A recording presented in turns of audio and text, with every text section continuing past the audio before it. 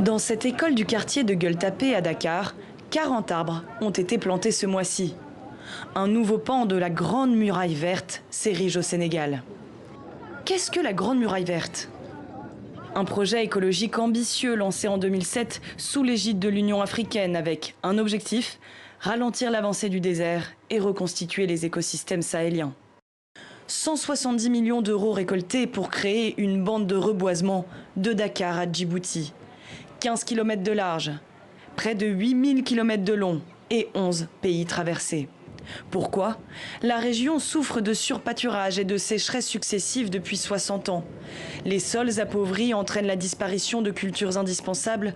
Populations et animaux fuient la zone. La Grande Muraille Verte porte de nombreux espoirs. Certaines parcelles de culture ont entraîné un retour à la vie. Avant, il n'y avait rien ici.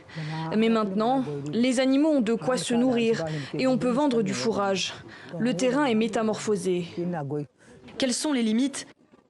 Des ambitions, mais peu de résultats. 4 millions d'hectares ont été aménagés sur les 100 millions visés d'ici à 2030. Absence de volonté politique, manque de moyens humains et financiers des ministères de l'Environnement. La Grande Muraille Verte est-elle aujourd'hui un mirage ? Elle paraît pourtant plus nécessaire que jamais. Alors, certaines personnalités s'engagent à l'image d'Ina Modja et défendent le projet. C'est pas qu'un projet d'agriculture ou de développement économique, c'est un projet humain d'abord, parce qu'il est basé sur la capacité des gens à le mettre en place, leur volonté, leur résilience. La montée des conflits et de l'insécurité au Sahel freine encore un peu plus cette initiative. Niger, Mali, Burkina Faso, une majorité de la région est passée au rouge.